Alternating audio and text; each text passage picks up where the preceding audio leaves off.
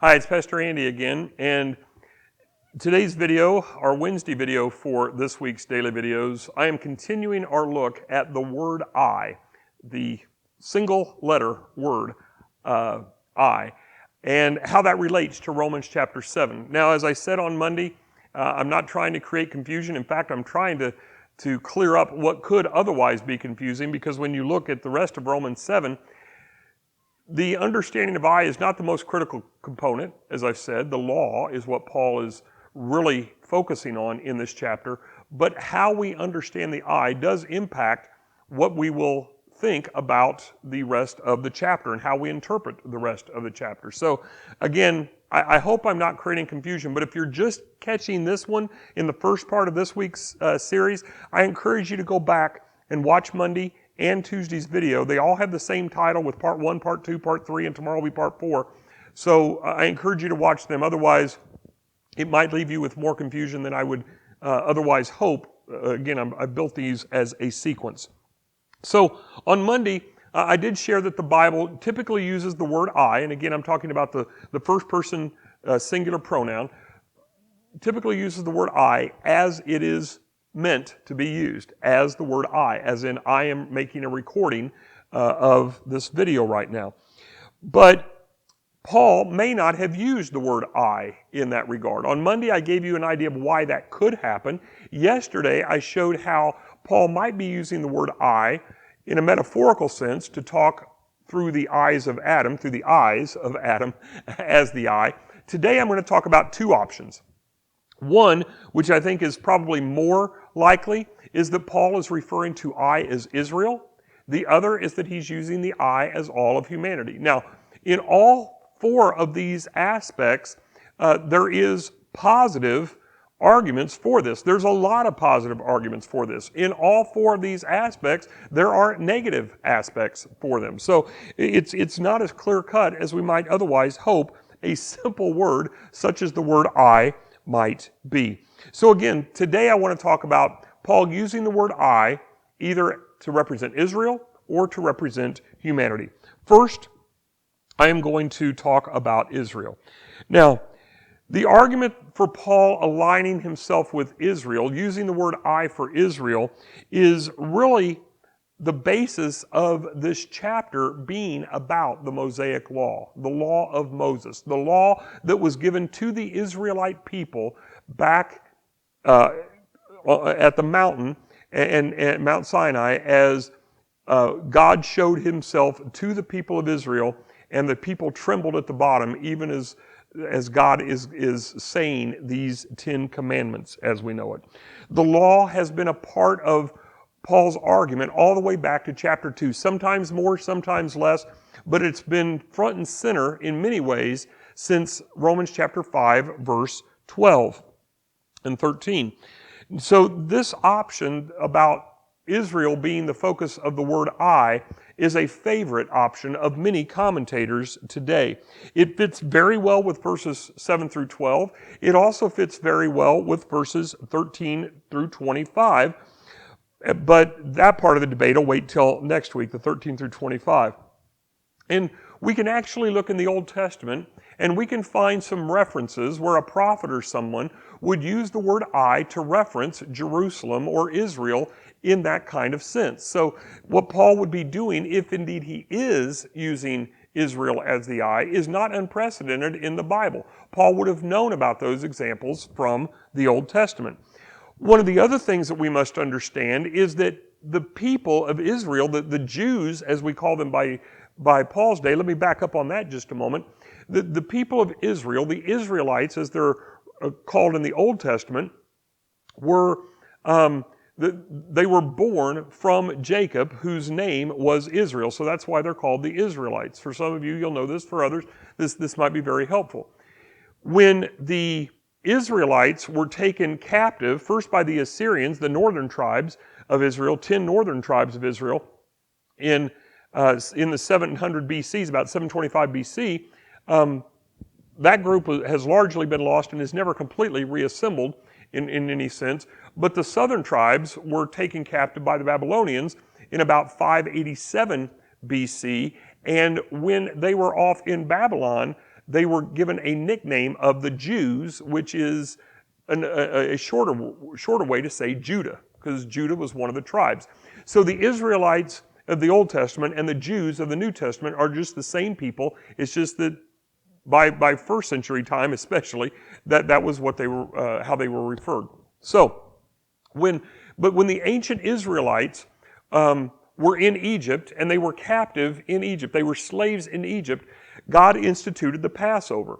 And so for generation after generation and century after century after that point, one of the things that the Israelites and later the Jews did, and so the Jews by the time of Paul's day, one of the things that they did is they projected themselves as individuals into the corporate structure of Israel. And this is seen in the Passover because they would recognize that Israel was slaves, and so therefore a part of their heritage was as a slave. So in the Passover, it would be traditionally understood that if I was a Jew, I would say I, having been a slave in Egypt, even though that might have been 1,500 years before I was alive. So again, what Paul is saying in this particular chapter is not unknown to the people of the first century. It didn't mean that they had a perfect understanding of what he was saying either. They may still have questions, but it shows that Paul is using terminology in a way that the people would have understood. And what our goal in trying to understand what Paul is really saying is to go back and try to understand what the people he was first writing to understood. It doesn't make sense to take Paul and look at it from our perspective until we first understand what the original people would have heard. That's good hermeneutics, the study of Scripture, how we interpret Scripture. So the biggest problem, though, with using the word I for the Israelites comes in verse 24. Now, I've already hinted that this is an important verse, a hinge verse in this understanding back in Monday's video.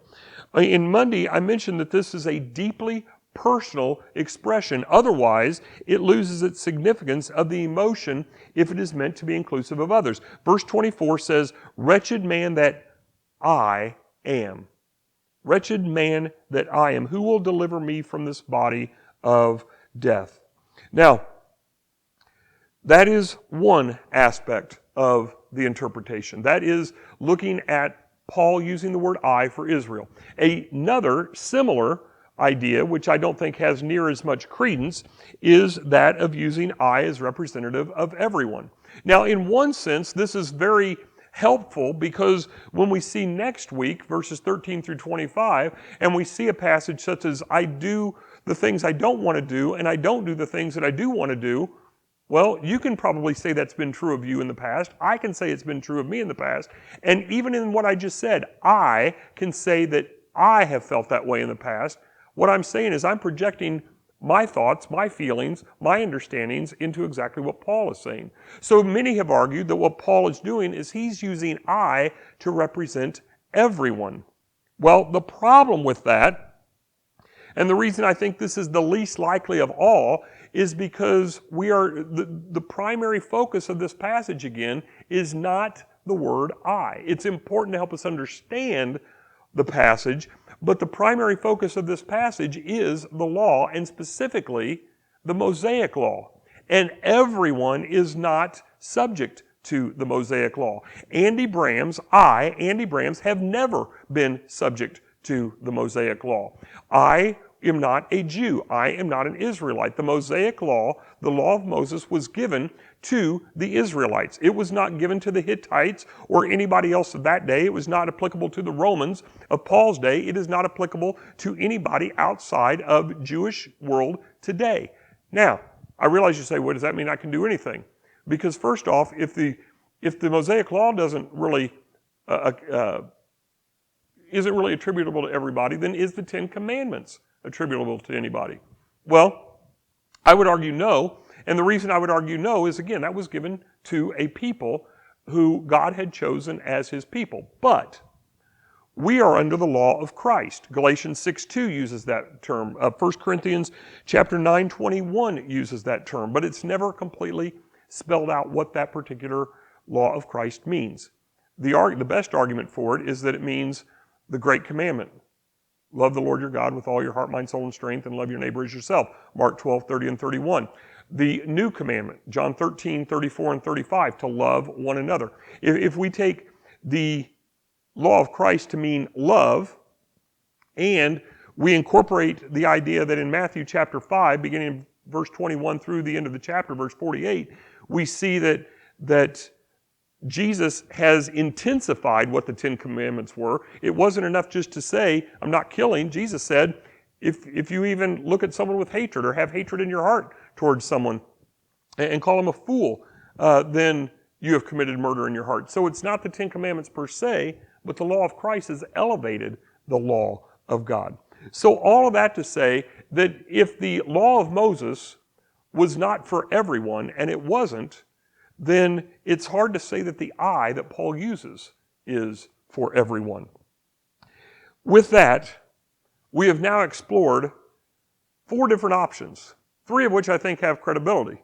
The last one that I just mentioned, I think that has the least credibility. I have understanding on the positives, but the negatives far too much outweigh it. So could Paul have been using the I to mean I, Paul? Could he have been using the I to mean I, Adam? That was Tuesday's video. I, Paul was Monday. Tuesday, I, Adam. Wednesday, today, I, Israel, or I, everyone.